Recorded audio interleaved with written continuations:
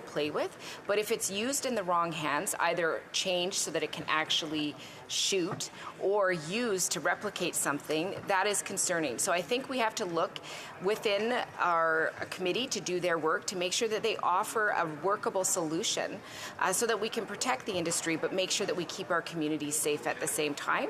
And that's why it's so important that we come together on this bill and have meaningful dialogue, because these are really life and death situations in some cases, both in terms of economics and in terms of safety. Thank you. The honourable member will have 3.5 minutes after oral questions for questions. Statements by members. Déclaration de député, l'honorable député de Richmond Hill. Madam Speaker, during the beautiful month of June, there is a lot to celebrate. The sun is shining, the ice cream trucks are back, and there are numerous cultural heritage months to acknowledge. But in my riding of Richmond Hill, there is one occasion that we are especially excited to celebrate. June marks the start of the Italian Heritage Month, a time to commemorate all of the contribution of our neighbors, friends, and fellow community members of Italian descent. I'm proud to represent the riding that's made more vibrant and inclusive thanks to community-led organizations such as the Golden Age Italian Social Club, the Richmond Hill Social and Bocce Club, and the Richmond Hill Italian Community Club, all of which work to connect and engage seniors. To all Italian Canadians in my community and across Canada, happy Italian Heritage Month. And if this happens to be the last time I speak in the House before the session ends, to all my constituents in Richmond Hill, I wish you a most pleasant and healthy summer. Thank you, Madam Speaker. The honourable member for Oxford.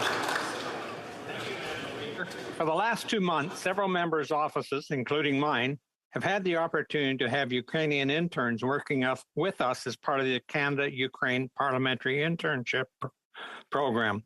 During this time, we've had the chance to gain insights as to what is happening on the ground and in the everyday lives of the Ukrainian people. I am proud to say that Canada stands with Ukraine, and it is vital that we continue to provide our support through our welcoming of refugees and our military aid to those in Ukraine. Every day we learn about atrocities being committed in Ukraine. The brave young women and men of Ukraine, including those who have been with us on the Hill, need the continued support of Canada so they may be the leaders, doctors, lawyers, professors, and artists of Ukraine's future. Victory for Ukraine is victory for democracy. I urge all Canadians to continue to stand with the Ukrainian people, and I would like to commend the brave young women of the internship who have been tremendous advocates for the country. I wish them my continued support as many of them head back to Ukraine at the end of this month. Slava Ukraine. The honourable member for Oakville North Burlington. Thank you, Madam Speaker. Each year, businesses and not-for-profits in my riding of Oakville North Burlington look forward to participating in the Canada Summer Jobs Program. This program provides them the opportunity to create employment opportunities for young people 15 to 30 years of age. Since I was elected, I've worked hard to grow this program in our riding. This year, 71 businesses and not-for-profits in my riding are creating over 400 jobs for youth in our community in a variety of fields ranging from sports and recreation to computer sciences and more. These positions will not only provide meaningful work experience for young adults, but also a much-needed boost for small businesses and not-for-profits still recovering from the effects of the pandemic. I look forward to spending time in my riding this summer visiting some of these organizations, meeting with the youth and employers, and learning more about the impact being made in our community. Thank you, Madam Speaker. The Honourable Member for Manicouagan. Madam Speaker, I'm proud to take the floor on this June 21st to mark National Indigenous Peoples Day. May this brightest day of the year help reveal the diversity and richness of Indigenous languages and cultures. May this day of celebration lead us to better know and recognize this diversity and richness with so many paths, theatre, knowledge, music, crafts, literature, traditions, visual arts, to better understanding. May this day of celebration of the strong identities of Indigenous peoples help foster respect, dialogue, and equality between nations. Today, all Quebec salutes the millennia-old heritage and contribution of Indigenous peoples who've marked our territory, but also our lives, through the centuries, as they still do today. So I would like to say to my sisters and brothers of Abenaki, Algonquin, Adamaquac, Cree, Malisite, Micmac, Huron, Wendat, Mohawk, Inuit, and of course Naskapi and Innu nations, I'm proud of you. On behalf of the Bloc Québécois, thank you for shining your light on us. The Honourable Member for Orleans. Madam Speaker. Marks the beginning of graduation for grade 12 students, and I want to take a moment to congratulate the 1,745 graduates from Orleans 10 high schools. C'est avec plaisir que je vais pouvoir assister. It's with pleasure that I will be able to attend graduation ceremonies to celebrate students' accomplishments with their friends and family. I have witnessed their strengths, resilience, and community spirits. C'est toujours avec le plus grand honneur que je signe. It's always a great honor for me to sign the certificates of each of our graduates every year to share with them my best wishes for success. They've accomplished so much and will now begin a new chapter in their lives. Now that they have completed high school, I know that they have enough tools and supports to achieve anything they put their mind to. Félicitations. Congratulations to all the graduates of 2022. Honourable Member for Brandon Souris. I rise to pay tribute to Westman's farmers and ranchers. Despite the challenges Mother Nature has thrown at them, they press on each day. A Colorado low hit in late spring that hurt the livestock producers as calves were being born. A constant barrage of rain delayed seeding and turned fields into mud. A late frost bit canola and other crops just as they were peeking out of the ground, and now flea beetles are running amok. Yet somehow our farmers pushed through, they persevered. They are out there as we speak, producing the food on which the world relies. As the illegal Russian invasion of Ukraine continues, many are worried about the price and quantity of food in the year to come. Our farmers can help. Now more than ever, we need them to succeed. So I salute all those men and women working around the clock, doing what they do best, growing and raising the food we eat every single day. The Honourable Member for Dartmouth Cole Harbour. Madam Speaker, over the weekend we celebrated National Sickle Cell Awareness Day in Canada, and today I am rising in honour of those affected by sickle cell disease and to honour the incredible organizations and volunteers who work so hard to support people living with it. When I first joined Senator Jane Cordy and sponsored Bill S-211, the National Sickle Cell Awareness Day Act, I had the honour of really getting to know the incredible advocacy organizations across Canada. Groups like the Sickle Cell Disease Association of Atlantic Canada, Sickle Cell Association of Ontario, and the Sickle Cell Disease Association of Canada were doing everything that they could to raise awareness. They knew that with greater awareness comes more support, more research, better treatments, and possible cures for this disease. Madam Speaker, I'm so thankful for the privilege to work with the sickle cell community, and I ask everyone in this House to please rise and join me in honoring those who live with sickle cell disease and the incredible organizations across Canada who support them. Thank you.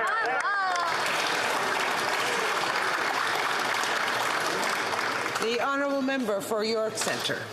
Thank you, Madam Speaker. The last 2 years have been hard for many Canadians. As a mother, like many parents, I've had concerns on how my two daughters, among millions of kids across this country, have navigated their studies, their social connections, and their emotional well-being. Our educators in schools, large and small, from daycare through high school, have nurtured and cared for our children, making sure they not only receive the educational tools and resources they needed, but emotional and resilient support while navigating the challenges they faced.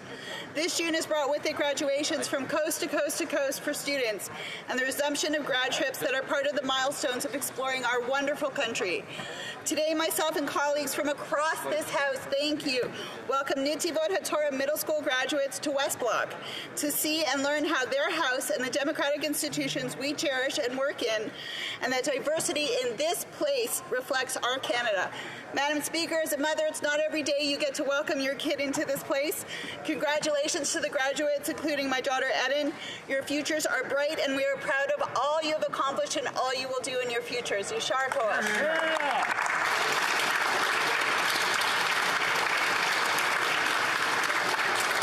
The honourable member for South Ferry White Rock.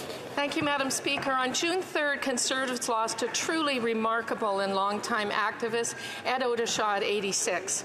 Edward Alvin Odishaw was born and raised in North Battleford, earning his law degree from the University of Saskatchewan. In 1973, he moved to Vancouver, practicing corporate law with Swinton and Company and then Boughton Law. As a friend of my older brother, Greg Finlay, I first met Ed when I was a teenager. From the age of 26, he spent 5 years as executive assistant to Premier Ross Thatcher. Later, his love of politics flourished in the Conservative Party. He first served the leader of the official opposition, John Reynolds, and then proudly worked with Prime Minister Harper. He mentored me and so many. Ed was eloquent, genuine, and true to his word. Ed loved Canada and lived his life with integrity and dignity. He leaves behind an enormous legacy of friendships and his loving wife of 40 years. I offer my condolences to Teresa and extended family, devoted husband, wise colleague, trusted friend, and a true patriot. Ed was one of the good guys. The honourable member for London North Centre. Madam Speaker, I rise today to celebrate the career of Deb Harvey, the executive director of the Grand Theatre in London. She's retiring after 23 years, coming from Nova Scotia on a 6-month contract when the theatre was at serious risk of closing due to significant debt. Since taking the helm, Deb has led the theatre to 2 decades of surplus, only having a small bump in the road due to COVID-19. Deb is deeply respected in our community. She has been unwavering in her desire to ensure the Grand is a teaching theatre, that is, one that mentors students and apprentices. Deb was instrumental in leading the $9 million Reno 2020 project as well, ensuring a safe, new, welcoming space for artists, patrons, staff, and volunteers. Undoubtedly, Deb's departure marks a significant loss for the arts community in London and leaves very big shoes to fill. Deb, congratulations on a truly successful career. It's been a pleasure to work with you, and our community owes you an enormous debt of gratitude. We wish you nothing but the best in your retirement. Thank you very much. The honourable member for Simcoe North. Mr. Speaker, Canada is a money laundering paradise. The Cullen Commission of British Columbia Inquiry into Money Laundering just released its final report. It details significant gaps and concerns with our money laundering laws and regimes in Canada. Canadians have heard stories of hockey bags full of $20 bills going into casinos to come out laundered. The Cullen Commission even questions whether BC should start its own reporting regime and have its own money laundering commissioner. Global criminals are flocking to our shores, using our country and institutions to finance drugs, human trafficking, and other crime. This activity also increases the demand for housing, pushing up real estate prices for Canadians across Canada. The government must step up and take responsibility. We now have facts that can no longer be ignored. Anything else would be willfully blind. Of course, the beneficial registry and my private member's bill are small steps, but there is much more to be done. That is why I'm calling on the government to launch a national commission and inquiry into money laundering across Canada and give Parliament tangible calls to action to stop this activity and say no to global criminals. The honourable member for Thornhill.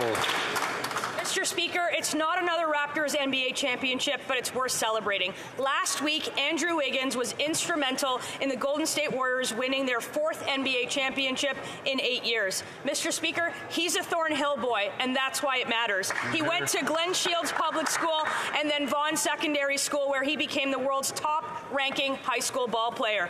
From there, Andrew pursued a college career to the U.S., where he flourished too. And after just 1 year, he was drafted first overall in 2014. In the final game of the championships, Andrew lit it up, scoring 18 points with 6 rebounds, 5 assists, 4 steals, and 3 blocks. Andrew Wiggins is a great example of all the talent in my community and what we have to offer Canada and the world. Buckle up, Canada, because Wiggins is just getting started. And when you watch Wiggins fly, just remember it all started in Thornhill. Bring the trophy home, Andrew.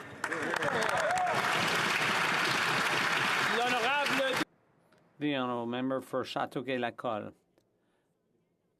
Mr. Speaker, about 100 businesses, organizations, and municipalities in the riding of Châteauguay-Lacolle are benefiting again this year from the Canada Summer Jobs Program. I'm Also very pleased with the opportunity given to some 400 young people in the region to acquire work experience, often in connection with their studies, thanks to the Canada Summer Jobs program. Canada Summer Jobs also allows about 100 companies, organizations, and municipalities to train the next generation. You will certainly come across some of these wonderful young people in day camps, tourist attractions, or elsewhere. Encourage them with a smile. They are our leaders of tomorrow. Thank you, Mr. Speaker. Good job. The Honourable Member for Nunavut.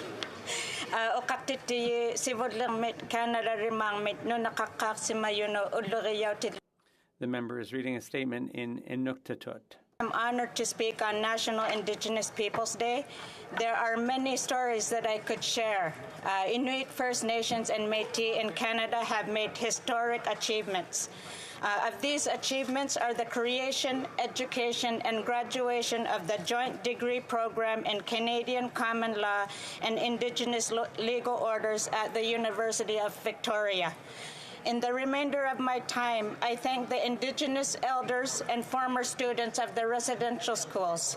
By your sacrifice, we are regaining our strengths as Indigenous peoples. It is by your determination we are able to celebrate our heritages, languages, and hope for future generations. I am so thankful to you. Koyarivasi.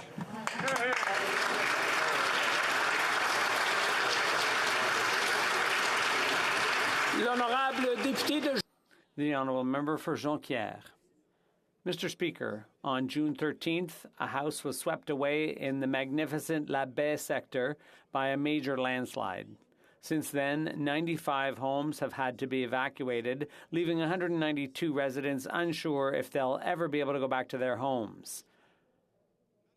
Our region is no stranger to natural disasters. In 1996, 600 people lost all their belongings in the flood. And in 1971, the tragedy in Saint-Jean-Vianney destroyed 42 homes and killed 31 people. But, Mr. Speaker, history shows that our people are never defeated. The concern and compassion expressed today have already been replaced by the courage, determination, and solidarity that characterize the people of Saguenay-Lac-Saint-Jean. In closing, I invite authorities at all levels to work together to ensure this disaster is just a bad memory as soon as possible. Friends of the people of La Baie, all of Quebec is with you. The Honourable Member for Chatham-Kent-Leamington. Food, Mr. Speaker, food. Every Canadian and every human being should have access to food. On June the 8th, I attended the retirement of Jim Cornelius, the accomplished Executive Director of the Canadian Food Grants Bank for over 24 years, 5 of which overlapped my time with that organization. Established in 1983, the Canadian Food Grain Bank's footprint can be seen all across Canada in growing projects in farm fields. Local community groups, farmers, church groups, they dedicate the proceeds of a crop. It's matched by additional Canadian donors and then matched again by the federal government in efforts to alleviate hunger. My own riding has several such growing projects in Chatham, Leamington, Wheatley, Blenheim, and South Buxton, with over 220 across Canada.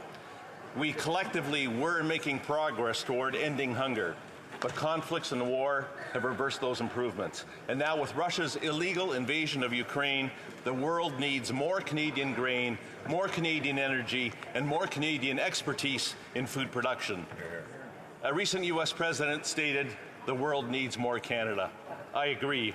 Our own security is enhanced when global destabilization does not happen because of global food and energy insecurity. Thank you, Mr. Speaker. The Honourable Member for Sydney, Victoria. Mr. Speaker, today is Indigenous Peoples Day in Canada. And on top of celebrating Indigenous history, culture, and resilience, today also marks the one-year anniversary of Royal Assent of Bill C-15, the United Nations Declarations on the Right of Indigenous Peoples Act. Andra breathes life delves into Aboriginal and treaty rights and concretely advances reconciliation. For over 30 years, Indigenous groups advocated at the United Nations and in Canada to be self-determining nations. UNDRPA turns the page on the colonial legacies of the past and onto a new chapter based on the recognition of Indigenous peoples' inalienable rights. As we collaboratively work to implement UNDRPA, it will be the foundation for a renewed relationship based on fair, just, and consensual relations between nations. Mr. Speaker, our government is committed to not just celebrating Indigenous Peoples Day, but continuing to co-develop legislation that will improve the quality of life for Indigenous peoples across Canada.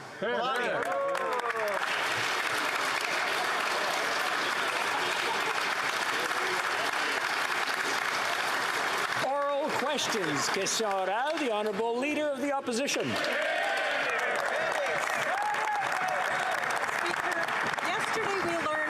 Officials were made aware 4 years ago of reports of sexual assault by players at Hockey Canada. They did nothing, and no one was held accountable. The only thing the Liberals did was to give Hockey Canada another $14 million. For a Prime Minister who claims to be a feminist, there seems to be a pattern of covering up and rewarding bad behavior. It seems women really don't matter to this Prime Minister. How could the Prime Minister have let this happen? Right Honourable Prime Minister. Mr. Speaker, as a government, we have continually stood up to push back against sexual misconduct and harassment in organizations and workplaces across the country, and Hockey Canada is no different. Organizations and people in leadership positions must do their utmost and take decisions to end this culture and trivialization of sexual violence in sport. It's why we commissioned the financial audit to shed light on the use of public funds. We want to get to the bottom of this, and all options are being considered to determine the next steps. This behavior is unacceptable, Mr. Speaker. Honourable Leader of the Opposition. Well, it's a repeat pattern, and they're either complicit or incompetent, but either way, women are being harmed. Speaker, now these NDP Liberals are going to force the continuation of hybrid parliament for another year. Now, the Prime Minister and his Liberal ministers can travel around the world and the NDP can go on junkets, but they don't want to show up here to work. They want to collect a full-time paycheck while doing part-time work.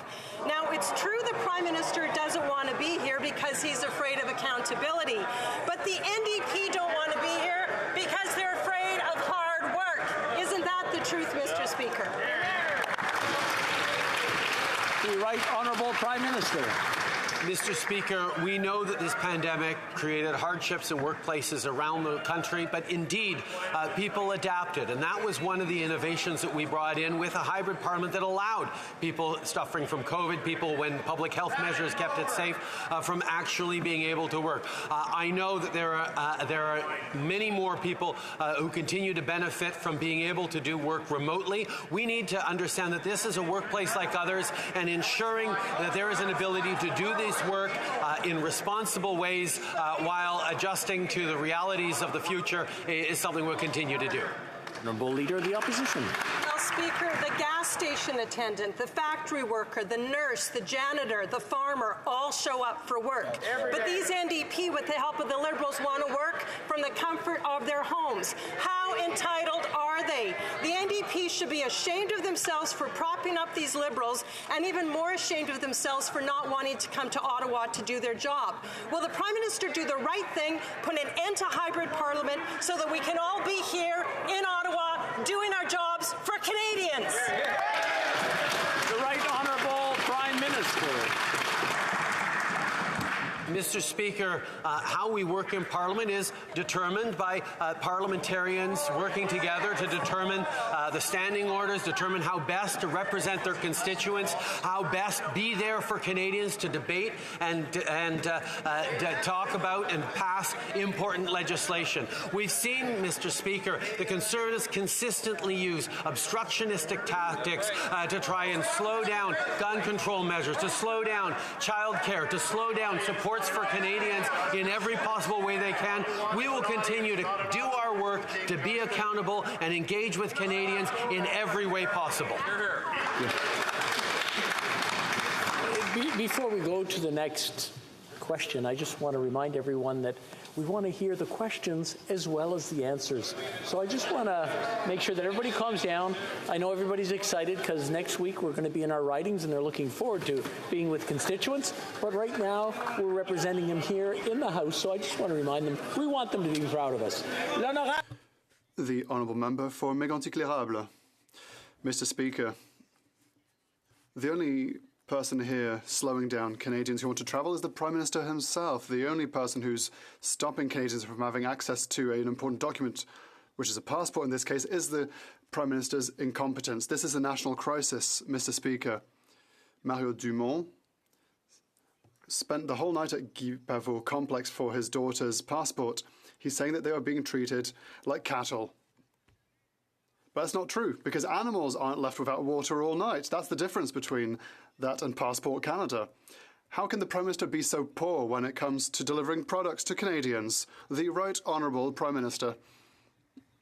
Mr. Speaker, we know that this situation is difficult and very stressful and completely unacceptable. We know that Canadians have started travelling again and there has been an increase in the number of passport requests. We've created a new centre to increase production capacity. We've hired 600 new members of staff. We will hire 600 more. We have created a new tool for booking appointments online, and we will continue to work day and night to deliver more passports to Canadians. That this is a problem, we recognise it, and we will rectify it, Mr. Speaker. The Honourable Member for Mégantic-l'Érable. The same answer for the past 3 weeks, Mr. Speaker. 3 weeks and absolutely nothing has been done. Passport Canada would process 90,000 passports per week before COVID, and now they can't even do 48,000 a week, Mr. Speaker. So where's the problem? All this Prime Minister, all that he touches turns to mould. It's the same for passports. We're using talking points from 2-3 weeks ago. The Prime Minister has never had to wait for his passport. He never has to wait when it comes to coming back to the country, and so why does he accept that all Canadians should have to wait? The Right Honourable Prime Minister. We do everything we can to make sure that Canadians obtain their passports as quickly as possible, and that's allowed us to hand out over 360,000 passports since April. Staff is doing overtime every single day and on the weekends to process requests. ESDC is helping us during the weekend. We will continue to do everything that is necessary to rectify this situation for Canadians. The Honourable Member for Belleuil-Chambly. We've already said it, Mr. Speaker. We are in a madhouse. People that sleep 3 days outside, who are paying fees for delays caused by the government. Under police supervision, journalists are being kicked out from passport offices. Can the Prime Minister finally be courageous, grow a backbone, and tell the House that he is responsible for this fiasco? The Right Honourable Prime Minister. Mr. Speaker, we understand that passport renewal requests have greatly peaked since the end of travel restrictions, and so Passport Canada staff are working day and night relentlessly to deliver passports to Canadians. We understand that people are facing unacceptable delays. This is very difficult, but we will continue to work day and night to rectify the situation, and we will rectify it. The Honourable Member for Belleuil-Chambly. He was the only person to guess. He was the only person who didn't know that there would be an uptick. When he travels, there's a chartered aircraft that is paid for taxpayers. Someone applies for his passport for him, and sometimes his friends even invite him abroad for holidays.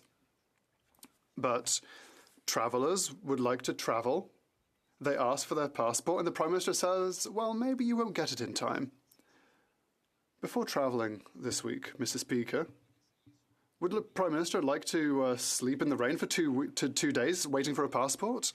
The Right Honourable Prime Minister. Mr. Speaker, in January, we started hiring hundreds of new members of staff for passport services because we saw this coming over the horizon. People have huge requests coming in, a huge number of requests coming in. We are increasing staffing levels day after day. We're accelerating solutions when it comes to delivering passports so that Canadians can travel this summer, can go see their loved ones and their family. That is exactly what we want to do. And Mr. Speaker, that is what we will rectify for Canadians. The Honourable Member for Burnaby South. Over 10,000 days have passed since the people of Nishtaniga have had clean drinking water. Over 10,000 days without something that people count for normal in communities across this country. But for the people of Nishtaniga, they've not had clean drinking water for over 2 decades. This is a complete and abject failure of leadership. This government has to acknowledge that this failure must be remedied. So when will this government ensure that the people of Nishtaniga and all First People of this land have access to clean drinking water? Here, here. Honourable Prime Minister. Mr. Speaker, I want to thank the Leader of the NDP for asking a question on Indigenous issues on this Indigenous Peoples Day. It is extremely important that we deliver clean water to people right across the country. That's why we made a commitment on ending long-term boil water advisories. When we got into office in 2015, there were 109 in place. We have now lifted over 120, but there are more to do. And I can assure you that in every community where there is a long-term boil water advisory, there is also a plan, a project manager, and the resources in order to lift that drinking water advisory for good. We will continue the work to make sure we're creating real opportunity for Indigenous peoples across this country. The Honourable Member for Nunavut. Yesterday, this government announced billions for Arctic defense. Arctic sovereignty is always colonial and patriarchal. The high Arctic relocatees who live in Grise Fjord and Resolute can attest to being sent there without the resources they needed to survive and to thrive. Investments in the North need to help Northerners access safe housing, clean drinking water, and fresh food. Current investments are not working. How will Nunavut benefit from the billions being invested in Arctic defense? Honourable Prime Minister. Mr. Speaker, we know that protection and sovereignty in our Arctic happens and passes through the people who lived there for millennia. And that's why in our investments in northern security, in our investments in NORAD modernization, the Nunavummiut, the Premier of Nunavut, PJ Ahiaguk, and others, including Natan Obed and the ITK, have been involved in these discussions because we know that as we build infrastructure for safety and protection in the North, we need to be hand in hand with the people who live there and create benefits for them as well as we invest in safety in the North. That's what we will continue to do, hand in hand in the true spirit of partnership and reconciliation. Hear, hear. The Honourable Member for Central Okanagan, Similkameen Nicola. Mr. Speaker, the Minister of Finance has continually gotten inflation wrong. First, she said deflation was the concern. Then she said inflation was transitory. Wrong and wronger. Now she says she's considering cutting taxes at the pumps. Good. When Alberta did this, they reduced their inflation rate as higher energy prices drive inflation. Every G7 country is doing something on gas prices. When will she start fighting inflation and give Canadians a break at the pumps, or is she so content to be the wrongest person in the room at the next G7? The Honourable Minister. Mr. Speaker, thank you very much for the question. And let me just point out that when Canada meets our G7 partners, we are the envy of our peer countries. The IMF, the OECD, and Moody's have all pointed out that Canada is expected to have the strongest rate of growth this year and next year in the G7. And we have the lowest debt to GDP ratio in the G7 and the fastest rate of fiscal consolidation. When it comes to affordability, our government is taking meaningful steps, starting with the OAS benefit going up this summer. The Honourable Member for Central Okanagan, Similkameen Nicola. Mr. Speaker, these Spend EP Liberals love warning labels so much, there should have been a mandatory "this product causes inflation and will be harmful to your economy" sticker on the last budget.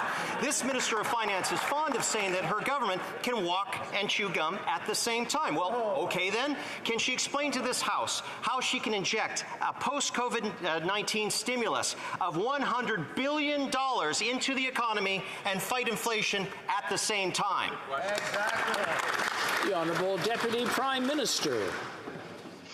Mr. Speaker, let's talk about the verdict of some objective experts when it comes to Canada's government policy. And I'm going to start with S&P, the ratings agency whose job it is to judge fiscal responsibility. After I tabled the budget in April, S&P confirmed Canada's AAA rating with a stable outlook going forward. And let me also point out that Canada today is tied with the U.S. for the fastest rate of fiscal consolidation. That means bringing down the deficit in the G7. That is fiscal responsibility, and it's appropriate. The Honourable Member for Lakeland. Mr. Speaker, the current NDP Liberal budget spending is the most outside of a crisis in 3 decades. It's driving runaway costs of living and rising inflation. Food is up 9.7% since last year, the biggest jump since the 80s. Gas is a record high, over $2 a litre across Canada. It's almost $3 in big cities like Vancouver and Montreal. It's hard in rural areas too. Since last year, fertilizer's up 44%, feed's up 8%, and farm fuel's up 32%. Why don't the Liberals care that Canadians are really struggling right now just to get by? Deputy Prime Minister. Mr. Speaker, our government absolutely understands the challenges Canadians are facing today with the cost of living. But let me actually remind the member opposite of a statement that one of her colleagues made during the private member statements just a moment ago. One of her colleagues pointed out that higher food prices today are being driven by Vladimir Putin's illegal invasion of Ukraine. We have to remember who is responsible for the challenges that Canadians are facing today. For Lakeland. But Mr. Speaker, the Liberals racked up more debt than every other government before it combined. Wow. That puts all Canadians on the hook, and they're worried whether they can make it. Scotiabank says the Liberals are, quote, doing nothing of any significance to slow inflation at the moment and missed their chance to nip it in the bud, the inflation they caused. RBC and BMO predict tomorrow's inflation to be 7.4%, over double from May last year. Liberal spending causes this skyrocketing inflation and forces Canadians to have to choose between heating and eating. Why do the NDP Liberals always make things so much worse for working, everyday Canadians? Hear, hear. Honourable Deputy Prime Minister. Mr. Speaker, let me take another opportunity to point out to Canadians listening to us that Canada is tied with the United States in the G7 for the fastest rate of fiscal consolidation, the fastest rate of bringing down our deficit. And Mr. Speaker, Canadians know inflation is a global phenomenon. It's driven by Putin's war in Ukraine. It is driven by China's COVID-0 policies. And I'll give you some numbers to back that up. Our latest inflation number is 6.8% in Canada. That's lower than the US, which is at 8.6%. Germany at 7.4%, the UK at 9%, and the OECD average of 9.2%. The Honourable Member for Louis Saint-Laurent. Mr. Speaker, Daniel Leblanc, Radio-Canada tells us another good thing about this government. This morning, the Revenue Agency's investigation into the KPMG tax evasion scheme was completed 1 year ago. 1 year ago. They confirmed that they had been exonerated. The Minister of National Revenue said, "We'll catch them. This will be much simple when they are caught." Simple question. Why has she known that there was a conclusion for 1 year without telling anyone? The Honourable Minister. Thank you, Mr. Speaker. I'm very pleased and very surprised to hear that my colleague across the way seems suddenly very interested in fighting tax evasion.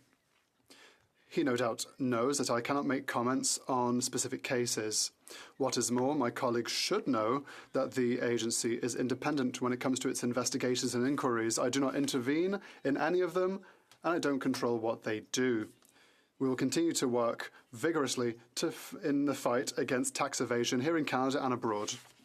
The Honourable Member for Louis Saint Laurent.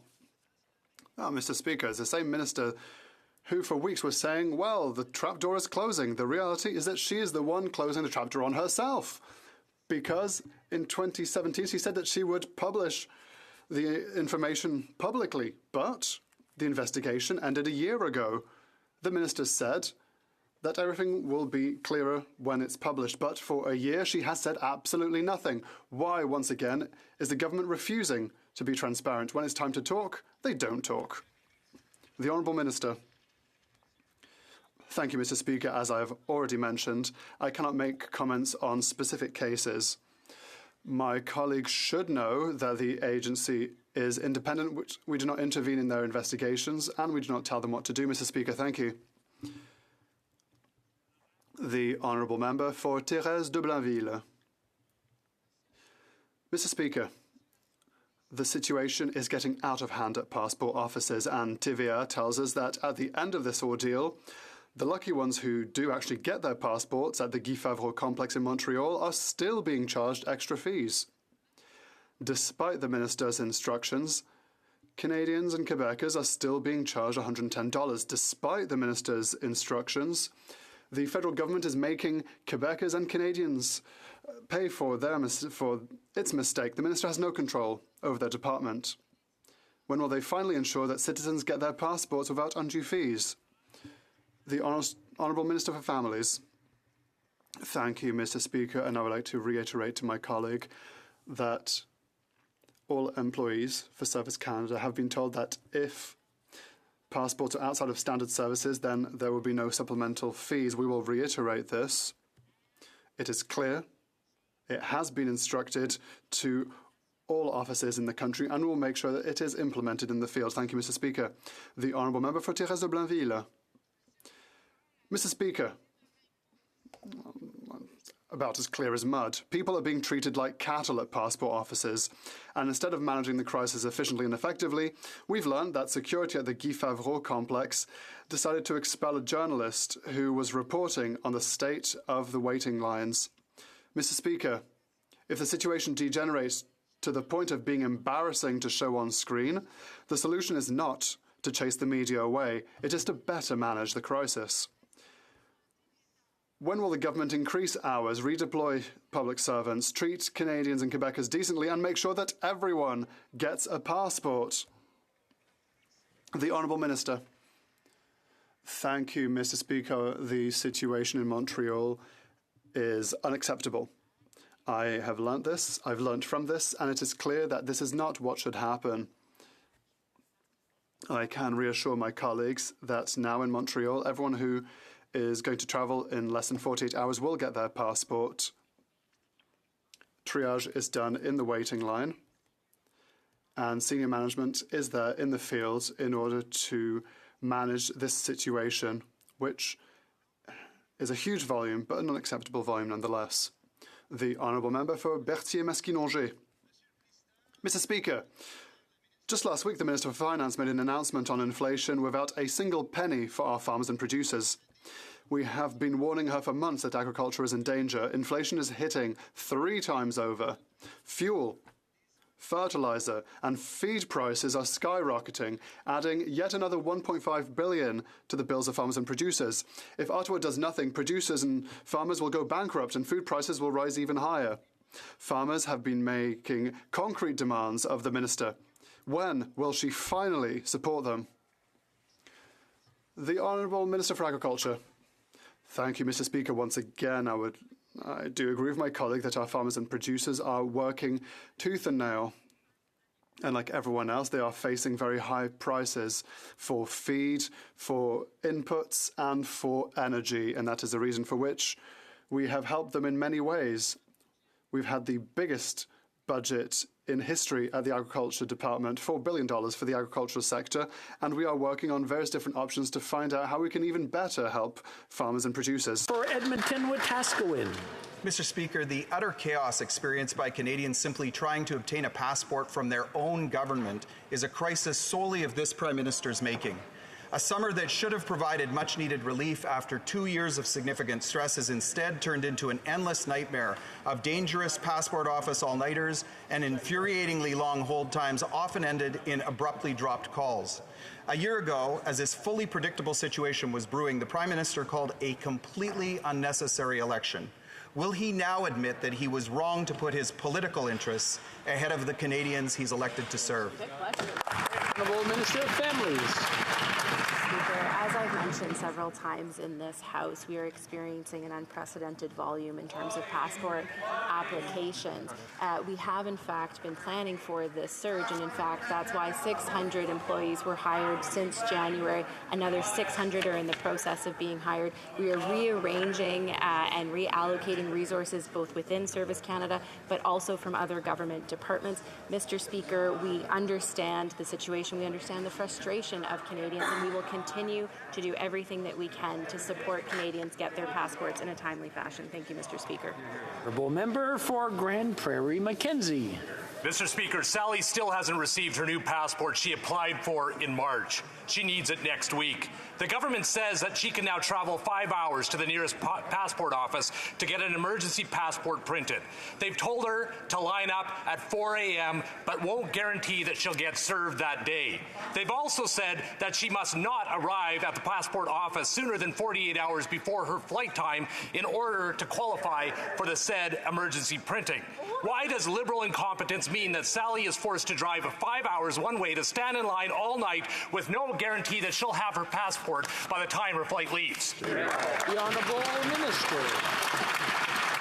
Mr. Speaker, we are currently triaging people in line because of this unprecedented volume to ensure that people don't miss their flight.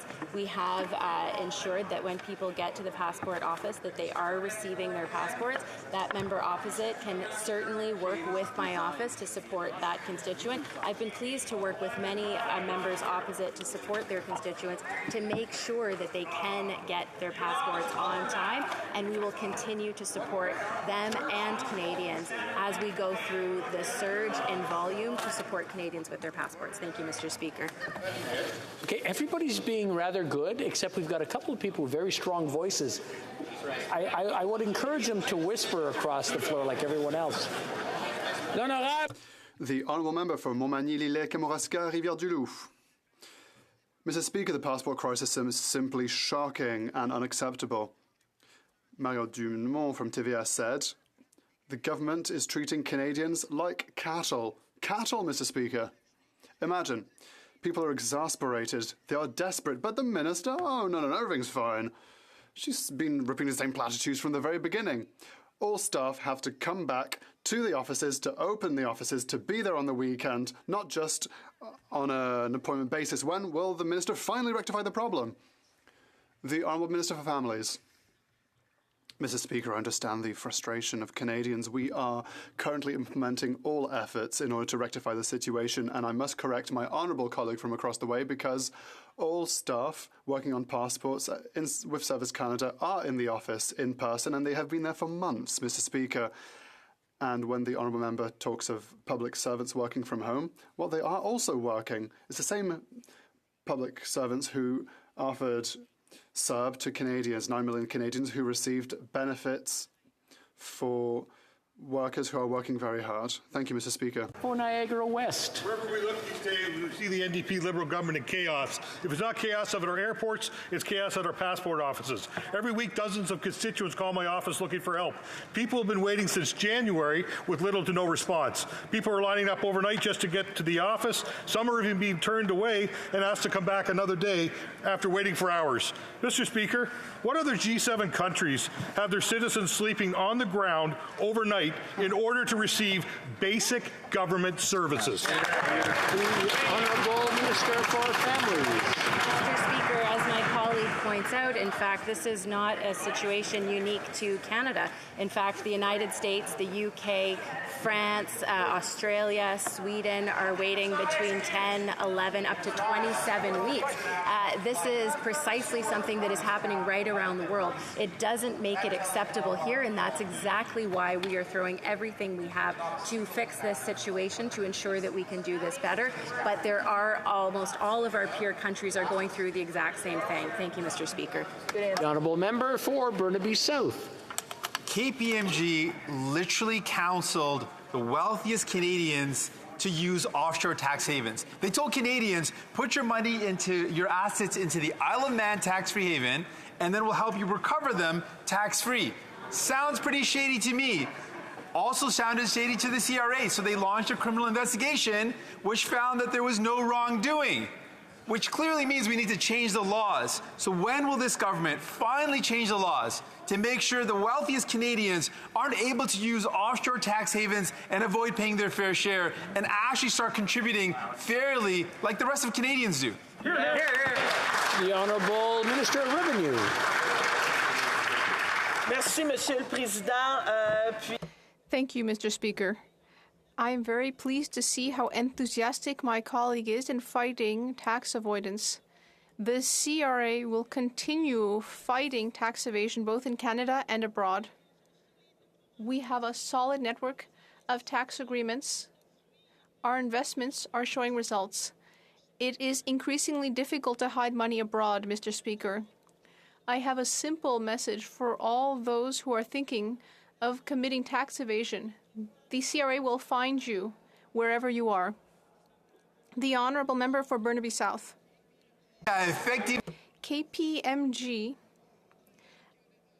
advised people in Canada to use tax loopholes.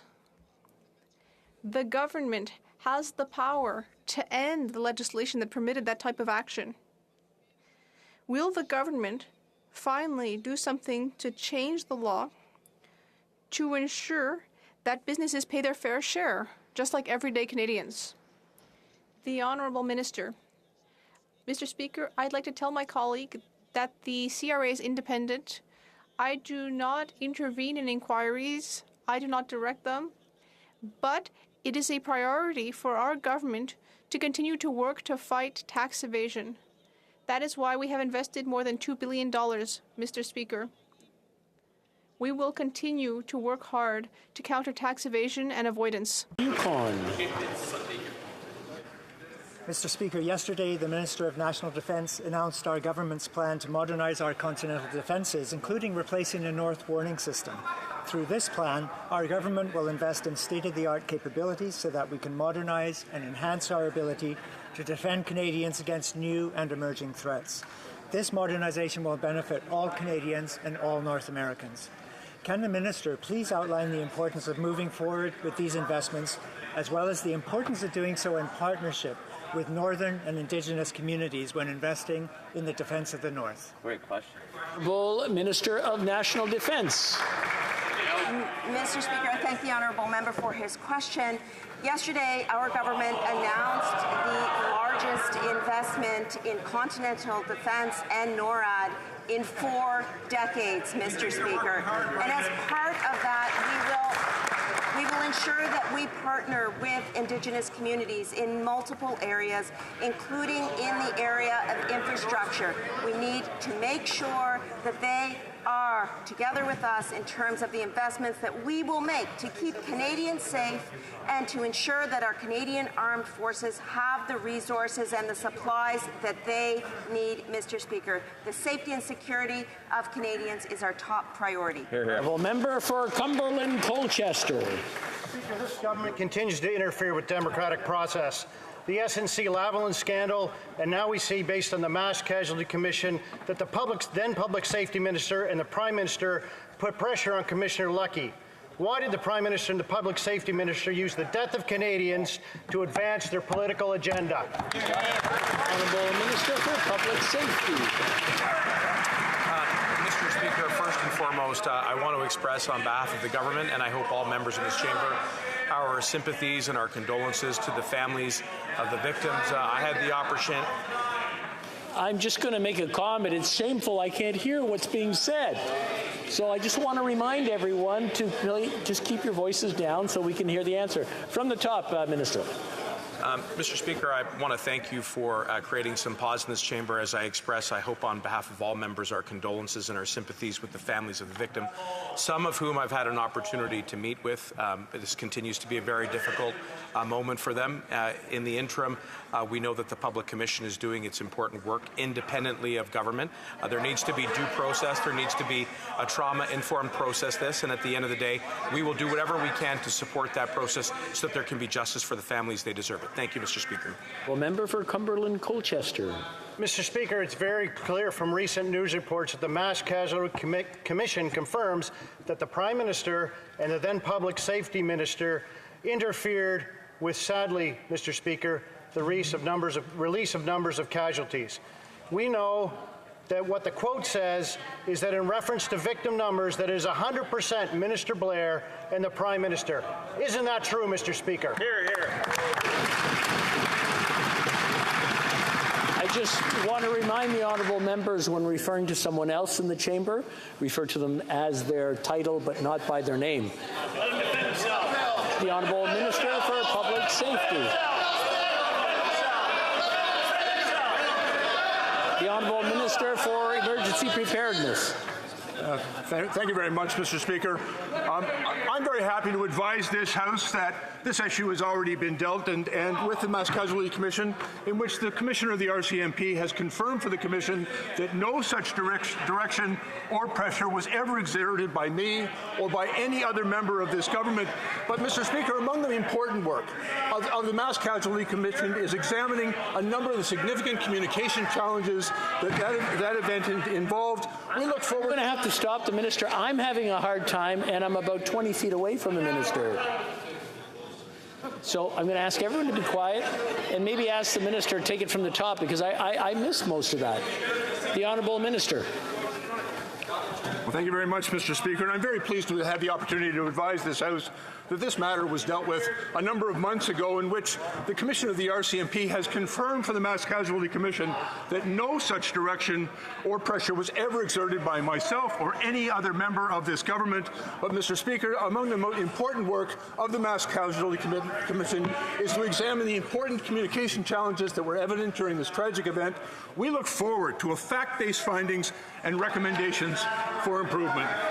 Well, member for Barrie Innisfil. Okay, so Mr. Speaker, this is critical, because according to the commander's notes in the Mass Casualty Commission report, the Commissioner Lucky promised the Prime Minister's office and the Public Safety Minister's office that they would release the information in an active investigation that she was discussing. It would appear that somebody from the Prime Minister's office and the Public Safety Minister's office was directing Commissioner Lucky to interfere in an active police investigation when the investigators on the ground said they didn't want to. Who in the PMO and the Public Safety Minister's office directed Commissioner Lucky? The Honourable Minister. Well, thank you, Mr. Speaker, and I'm very pleased to confirm that no one in the Prime Minister's office or the Public Safety Office exerted any pressure or direction on the Commissioner of the RCMP. The Commissioner of the RCMP engaged with her officials, and she has already confirmed for the Mass Casualty Commission that no such direction or pressure was ever given by any member of this government. Member for Barrie Innisfil. Mr. Speaker, that is contradictory evidence according to the Commission's report. According to the commanders on the ground, Commissioner Lucky became extremely upset that the commissioners were not releasing the information in an active investigation, despite the fact that the commanders on the ground said they weren't willing to do it because it would compromise the investigation, Mr. Speaker. So again, I ask, somebody in the Prime Minister's office, somebody in the Public Minister's office directed Commissioner Lucky to get that information. Who was it? The Honourable Minister for Emergency Preparedness. Mr. Speaker, the Commissioner of the RCMP is in her operations of her police service is entirely independent of government, and I can confirm for this House, and as the Commissioner has also confirmed, that no such direction or pressure was exerted by any member of this government to influence the Commissioner's exercise of her authorities over her police service. The honourable member for Mirabel. Mr. Speaker, if you owe the CRA $20, they'll chase you down, but not companies like KPMG that help millionaires hide their income on the Isle of Man, a tax haven. We learned this morning that they were exonerated by the CRA, whereas in the States, for the same financial scheme in 2005, KPMG was fined and 9 executives had criminal charges brought against them. But here in Canada, not even a slap on the wrist. Why is the minister letting these companies use tax havens with impunity? The Honourable Minister of National Revenue. Thank you, Mr. Speaker. I will say once again to my colleague across the way that more than $2 billion have been invested since 2015 in fighting tax evasion. But if my colleague wants to have a real impact on the results of inquiries, well, I'll be very pleased to send him a letter of reference so he can become an RCMP investigator. The Honourable Member for Mirabel. Monsieur le Président, en 2017, Mr. Speaker, in 2017, when the minister was asked if charges would be brought against KPMG, she said yes, because people who create these schemes are also doing something criminal. But today, the CRA is letting them slip through its fingers. The minister is letting the fraudsters and KPMG get away with it. That's unacceptable. Under the Act, the minister can ask for a new inquiry and have an external investigator lead it to cast light on the situation. Will she personally order that inquiry, or will she simply accept that KPMG orchestrate this tax avoidance on the Isle of Man? The Honourable Minister. Mr. Speaker, tax evasion and avoidance and fighting them have always been a priority for our government. I'd like to educate my colleague across the way because he's new, Mr. Speaker. I'll tell him that the CRA is an arm's-length agency. I do not manage inquiries, and I am not leading them, Mr. Speaker. Mr. Speaker, yesterday at Heritage Committee, it was revealed that in June of 2018, a senior official at Heritage Canada was made aware of the allegations of sexual assault at HoC Canada. Yet for 4 years, the government continued to give HoC Canada millions of taxpayer dollars while no action was taken to hold anyone accountable or address the dangerous culture that enabled harassment and assault. Mr. Speaker, for 4 years, HoC Canada continued to receive millions. Why? Good question. Le ministre des Sports. Monsieur le Président. Mr. Speaker, when Hockey Canada stated that there was a case in 2018, they told Sports Canada that this had been transferred to the London police.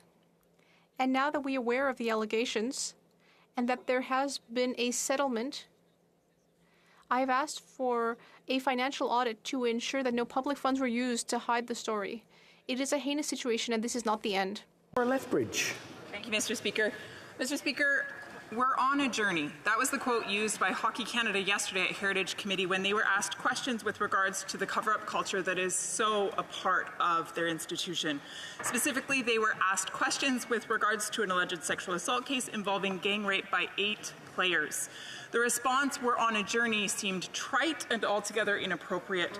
So my question for the minister is, I just simply would like to know, are you happy with the response that was received yesterday? And if not, what tangible actions will be taken immediately? Before I go to the Honourable Minister, I just want to remind everyone in the House that to put their questions through the chair, not directly to each other.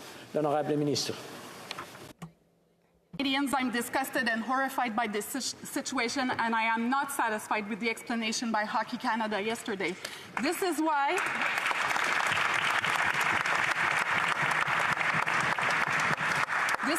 we will conduct a financial audit to make sure that no public funds were used, and I'm looking at all the options to move forward in this case. Thank you. The Honourable Member for Saskatoon Grasswood. Thank you very much, Mr. Speaker. Well, yesterday, I think we heard damaging testimony from Hockey Canada in relation to that horrendous allegations of an alleged sexual assault that happened some 4 years ago.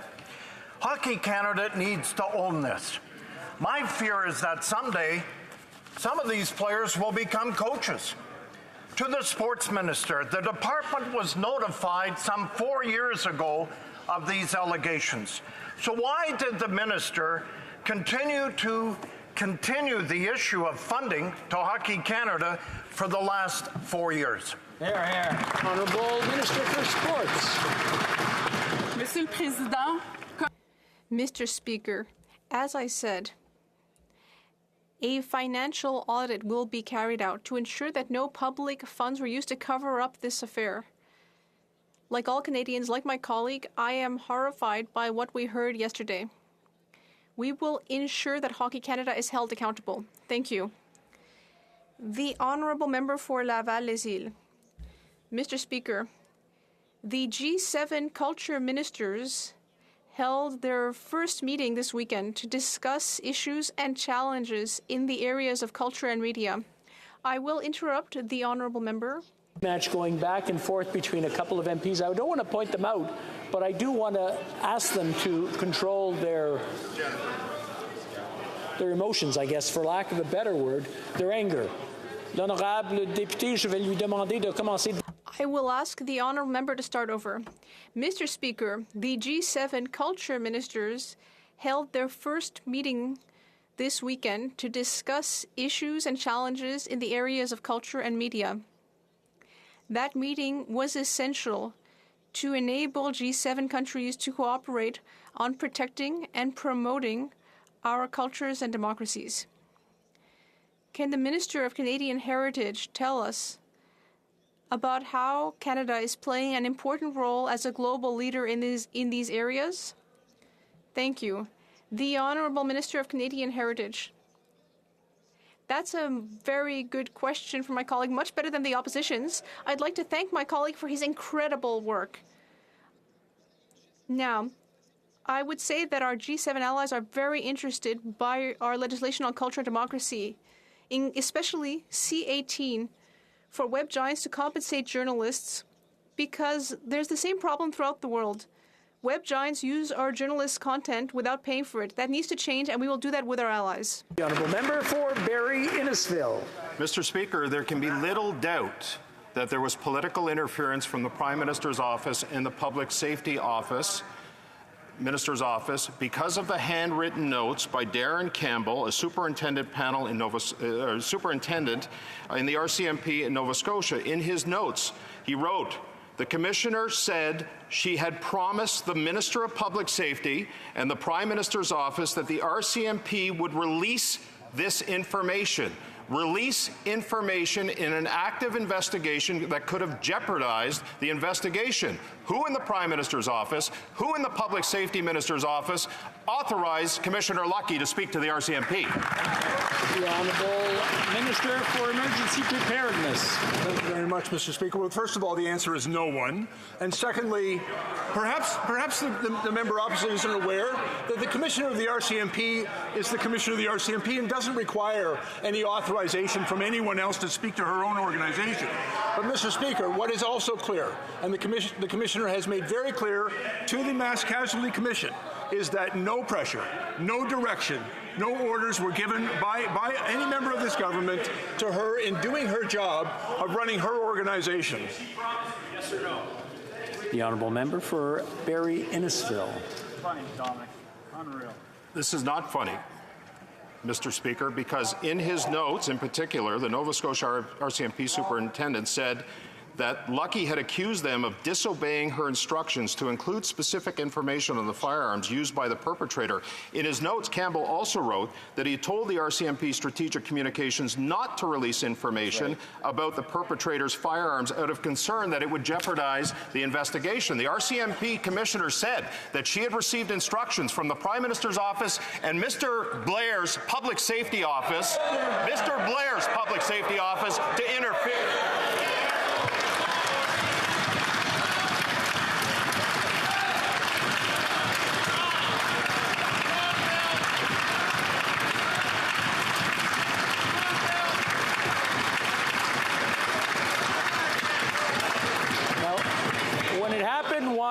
We brought it up. It's nice, but when it gets brought up again, I understand the drama is good for TV, but it's not good for this chamber. The Honourable Minister. Mr. Speaker, it's very apparent that the leader of the House and the opposition is more interested in drama than in truth. Mr. Speaker, there is a fact here. The Commissioner has confirmed that no direction and no pressure was given by me or by any member of this government to direct her in any way. Mr. Speaker, this is a line of which I am most familiar. And no direction of an operational manner was given to the Commissioner of the RCMP by myself or any member of this government, and she's confirmed the truth of that. Member for Barrie Innisfil. I'm sorry, Mr. Speaker, but this is not drama. This is about a police commissioner actively... The Honourable Member for Barrie Innisfil. The question.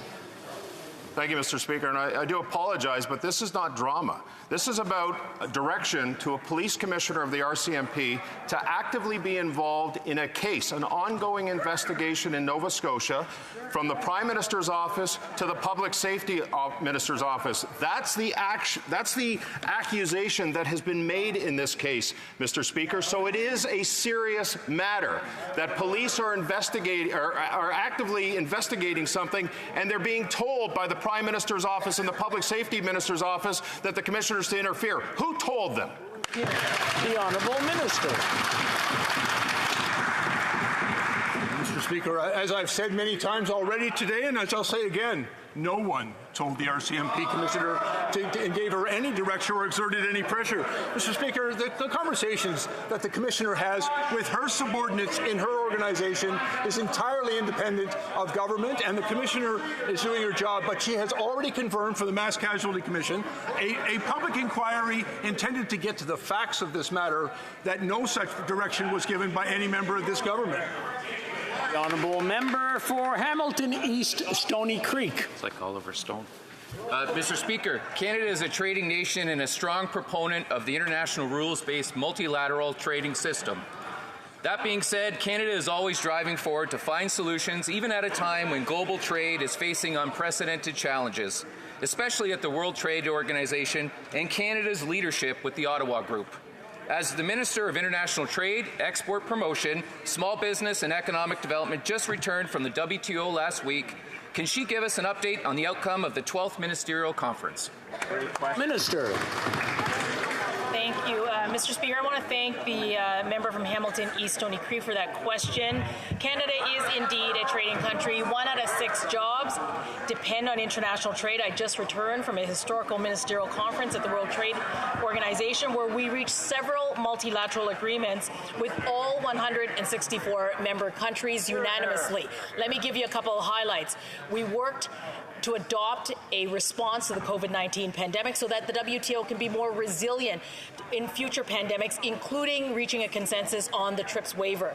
We also reached an agreement so that we can work on the impasse of the appellate system, which Canada and our companies depend on so much. This is multilateral trading at its best, and it's a good day for international. The Honourable Member for Winnipeg Centre.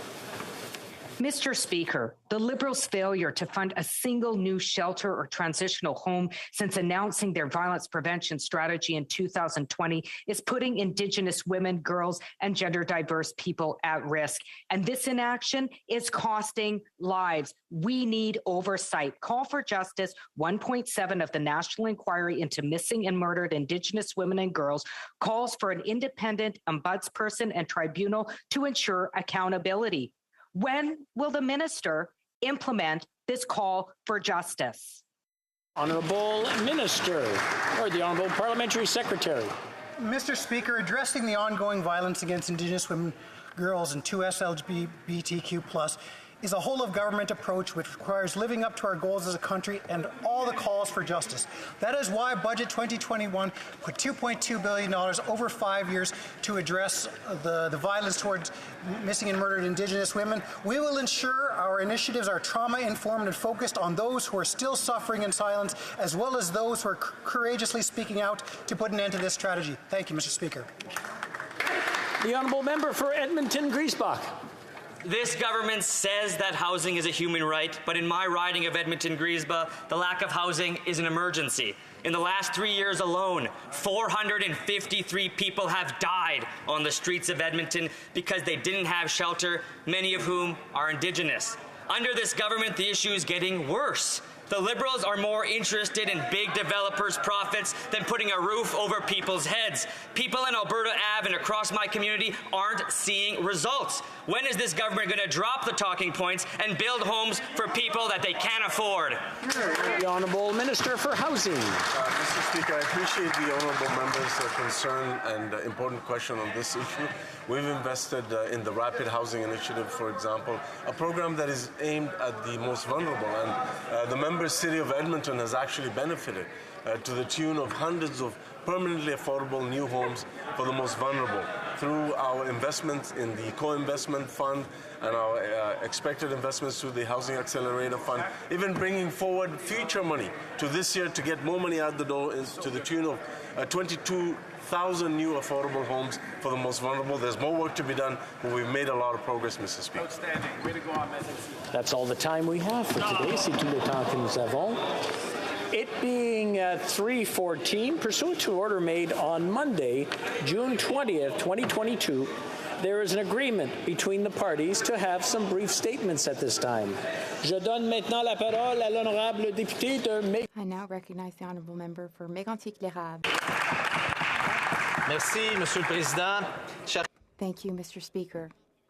Colleagues, it is an honor to speak today about our leader, the leader of the official opposition and of the Conservative Party.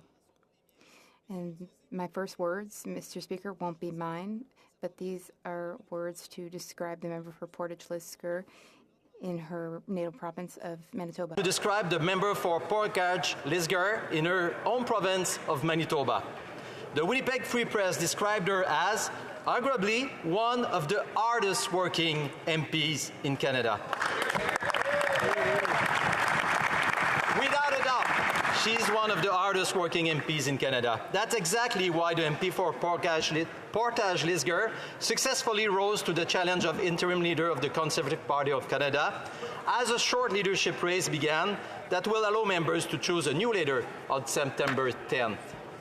Candice, if you permit, Mr. Speaker, as everyone in our caucus calls her, has shown us that she's not only a hard worker, but that she is a woman of values, principle, who knows how to listen to others, and above all, who knows how to make decisions while respecting the differences of each other member of this team. Absolutely.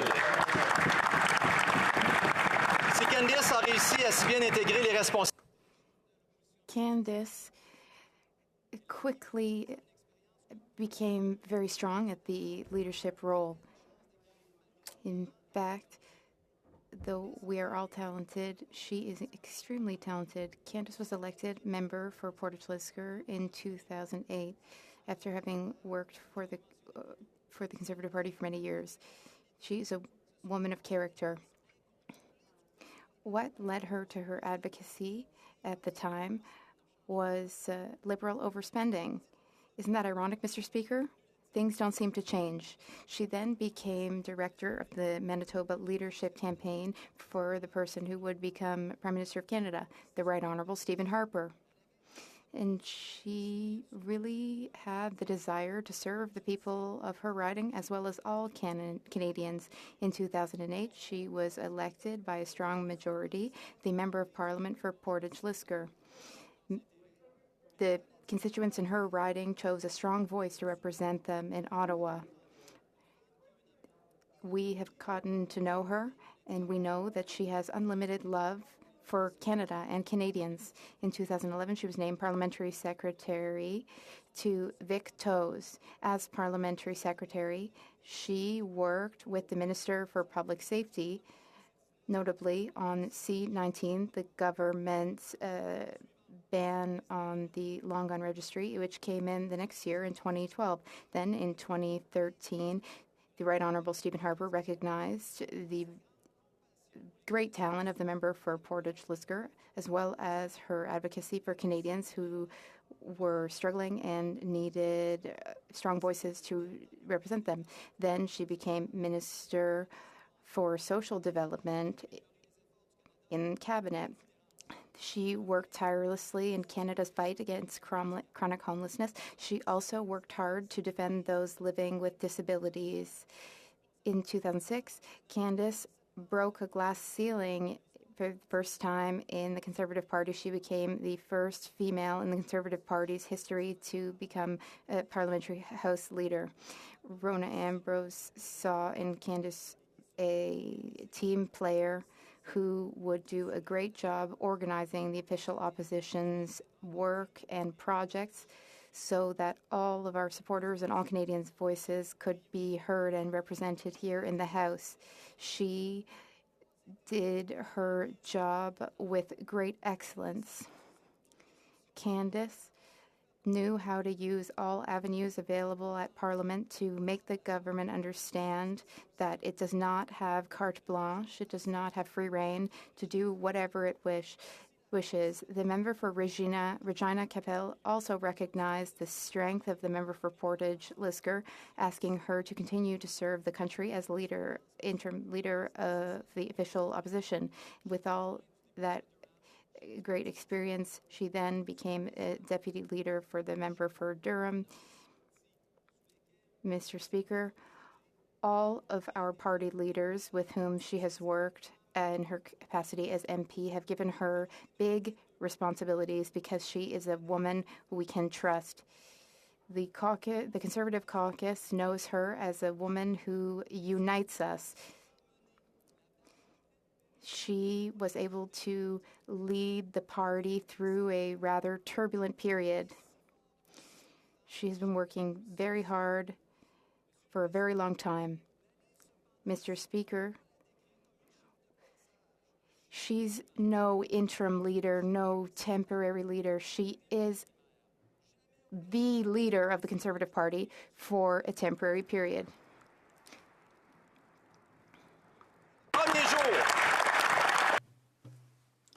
From day one, she got to work to do what she was asked to do, to lead the Conservatives during a leadership race, to present strong, united opposition to the Liberal government, and to be the voice of all Canadians without exception. On behalf of all of my colleagues, Mr. Speaker, I can say that she was successful in all of her endeavors. She is the leader of all Conservatives, and she made us forget the acting portion of her term as a leader. She is a woman who united Conservatives in a difficult time. And I can say that before I started to work with her daily, because it was a privilege to do so, I did know what a talented politician she was and what a talented parliamentarian she was. But I didn't really know why she was so successful. Almost 25 years, and I was intrigued by the path of my colleague from Manitoba. Today, I will share this secret with Canadians. The secret to the success of Candice, the MP for Portage Lisgar, the leader of the official opposition and the Conservatives, can be summed up in 3 words: respect, values, and principles. Candice is a woman of faith, the youngest of 8 children. She grew up in a family with Mennonite roots. Étant la plus jeune de la famille, as the youngest child, she had to learn very young to listen to others. What she learned in her family, she used throughout her life, in her professional and her personal life. For her, every single member of caucus deserves being heard, and all points of view deserve to be considered. I sincerely believe, Mr. Speaker, that she sees caucus as her family. She understands and accepts differences and can tolerate certain behaviors that might not be within the main, but she will push each member of caucus to use his or her talent for the good of the team, and she will make sure that the family works together. She is the epitome of Conservative values that make us what we are. And she does not back down. She believes and will fight for her beliefs to the end, and that is a huge quality. And she knows, though, while all of this is happening, that her colleagues can have different opinions. She takes positions based on her convictions and her values, and she tries to find common ground rather than seeking to always be right. She required from all of us that same open-mindedness, and she did it with a strong hand, Mr. Speaker. I really do believe that she feels that each member of caucus is a member of her extended family, and I think that I can speak on behalf of all of my colleagues when I say thank you for accepting us as we are. I can tell you that we have some faults, but we also have qualities, and I would like to highlight that. You have to understand that for our leader, family values were passed down by her parents, by her mother in particular, who she visits regularly. And her children are a source of inspiration for her. They are always first in her heart. Luke Delaney, who's here in Ottawa, and Parker, you must be very proud of your mother. I can tell you that she is incredibly proud of you.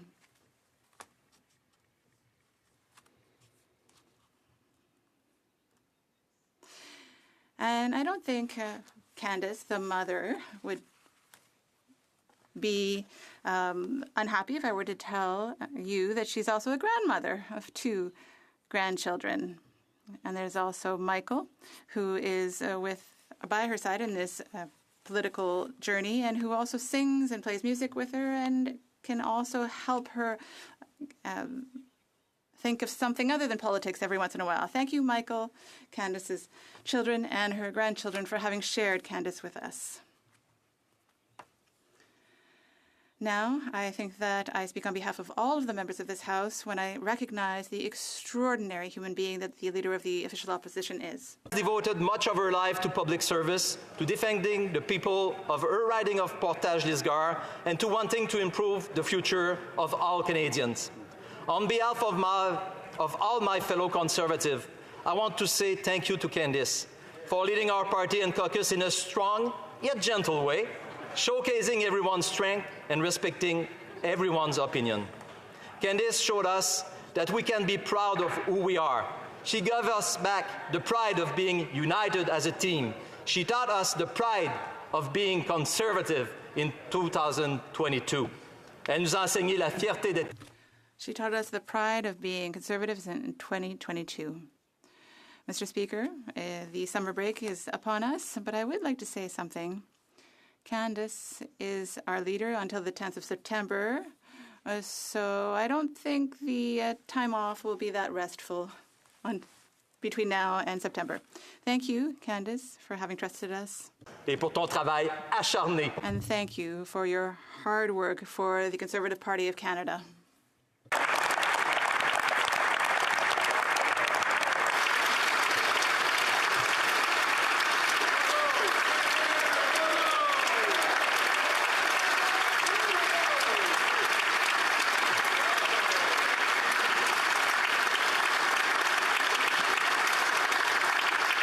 I now recognize the honourable member for Waterloo. Mr. Speaker, it is always a privilege for me to rise in this House to speak, and today it is on behalf of the governing benches and the Liberal Party about a woman who has my appreciation. I know that my colleague across the aisle was elected back in 2008 for the very first time, and she has served her riding of Portage-Lisgar ever since. And it's actually not that long ago that the same member and her party occupied the seats on this side of the House. The member of Portage-Lisgar served as Parliamentary Secretary to the Minister of Public Safety and then went on to serve as Minister of State for Social Development. Then in August of 2016, I was honoured to be named as the first and to this day only woman to serve as Government House Leader. And nearly a month after, the member of Portage-Lisgar was named the official Opposition House Leader, and as the member for Mégantic-L'Érable shared, the first Conservative woman in this world, named by one of the many former opposition leaders in this House, the member for Regina Capel. I, for one, can't remember which sequential leader, interim or otherwise, he is, as since 2015 alone, the Conservative Party has gone through so many leaders. But I do know that he is one of many, as is my colleague and friend from Portages Lisgar. Though most would not know, based on my deliberations or debate with her in this place or in the media, though our politics do not align, and though we often agree to disagree, and to be fair, Mr. Speaker, even our initials are opposite, but I digress. Mr. Speaker, all of our differences aside, I can say that she has served our country with conviction. I, for one, know that she respects this institution, because when two women were involved in running this House, the order paper was cleared at the end of the session. I, for one, can say that I knew this member and her work before she took on the very esteemed role of the interim leader of Her Majesty's Loyal Opposition. While I believe that my colleague across the way rightfully was honored by this responsibility and all the glitz and glamour that it comes with, I, for one, can say that I may not have been as eager to move into Stornoway as perhaps she was. Yet now that this experience, I would welcome her thoughts on any additional insights on public or government-funded housing. Mr. Speaker, I cannot say I miss her as an adversary, as she was a formidable one. But I know that even despite our differences, I know that we will continue to work towards the same goal, that is, leaving this place and our country better off. I know that she has worked hard for her constituents, her family, including 3 children who never stop making her proud, and her 2 grandchildren whom she loves unconditionally. From this side of the aisle, I know that Liberals look forward to seeing what comes next, and we know she will serve well in whatever she continues or takes on. To my colleague and friend opposite, I say thank you for your service to Canadians during your time as interim leader of the official opposition. We say thank you to your family for sharing your time and talents, and we wish you all the best in your endeavors. Keep well and safe. Thank you.